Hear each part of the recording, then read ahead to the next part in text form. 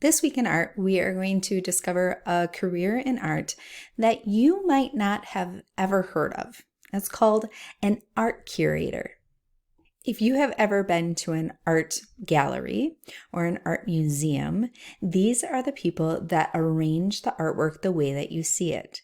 They are the designers of what art should go in what room, next to what other pieces, and for what purpose. An art curator is going to have a couple of strong skills. The first one being management, because an art curator is not only going to manage the artwork in their space, but also the people and the docents who work under the art curator. They need to have a well-trained eye. This comes with college, probably studying art history, as well as working in galleries prior to having the title of art curator. Art curator needs to have good skills of exhibiting art. They need to make sure that the art is safe, that it's in a good position for people to walk around it, that it is viewed as the artist had intended. An art curator also needs to be a person who's interested in research, because they have to look at a lot of artwork and just study it and know a lot of information, as well as being a good writer. An art curator needs to know how to write very well, because they will be not only documenting the art and sharing that information with others, but they also might be writing grants for the facility that they work for. Here are the 4 ways that you can become an art curator this week. I know that this week is a short week, so if you would like to, you can do this assignment. It's simply going to the Google Arts and Culture website and exploring the different galleries that you can visit. I give you a few ideas right here. I love street art, so I suggest maybe visiting the Global Street Art Collection. I also really like or want to go someday to the MoMA. And you can even travel across the world, so it doesn't have to be within the United States. There's lots of different galleries that you can visit. When you go to one of these galleries, you can go ahead and find a piece of artwork that speaks to you. Take a screenshot and share it with me. Tell me why you like it. If you want to have just a little bit more fun with this assignment, you can take it to the next level. All 3 of these require that you go to the art museum first, find a piece of art. But in this second choice, you can actually become that piece of artwork. I have a friend here, Mr.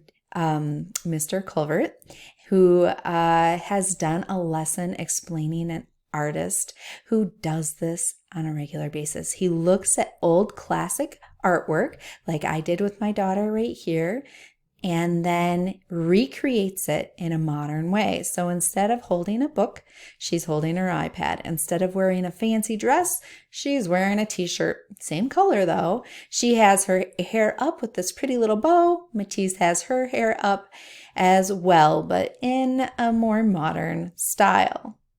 Take a look at some of the artwork that Mr. Culvert's class came up with. Look at that. That's Frida Kahlo, and the little girl is trying to look very much like her. Look at this pose. Do you see how they're similar? And this one?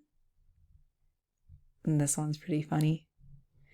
All right, so you can find a piece of artwork that you want to recreate in your house. Take a picture and share it with me.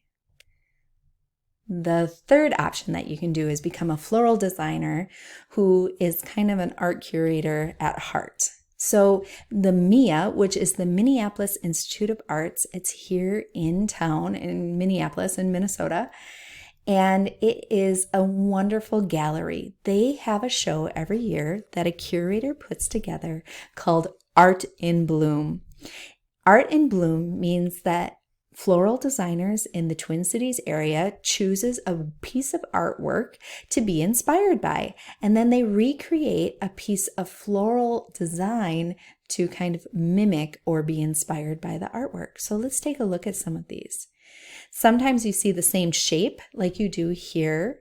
Sometimes you see the same feel, like this wispy feel, and the same colors like you do in this one. Or down here, the same colors and that same shape again. So they're looking at the elements of art. Ooh, look at this fun one. kind of a tornado, and they're creating that in their floral design. I gave it a try too, and what I did was just use some flowers that I had that were about ready to be thrown out and some circles that I have around the house. I took some glue and added some glue onto those circles and then added all those flowers. And I was kind of looking at this piece right here. It's called Buddy Balls. Isn't that fun? Oh, you know what? It's kind of like giant pom-poms made out of yarn. Very, very fun. You could also do this by drawing. See, this one is done by an artist by drawing it, and this one is done with collage. I have one more choice for you this week. This might be the most fun way to become an art curator, is to create your very own show for your pet. There is a woman who created a pet museum for her guinea pig. And what she did was create little tiny pieces of artwork, and she hung it down low so that her pet could enjoy it. This is why I told you you might want to save your art from last week, because you can frame it up or make it special somehow, hang it down low, and put a title on it so that your pet can enjoy it in your household. Be sure to take a picture like this and share it with me of the art that you created for your pet. Like I said, I know this is a short week, so take it to whatever level you feel comfortable with this week, and I will have a new career in art for you to study next week. Until then, make sure that you share your artwork, whatever you do, on Seesaw or on FlipGrid, depending on your age. We'll see you next week, guys.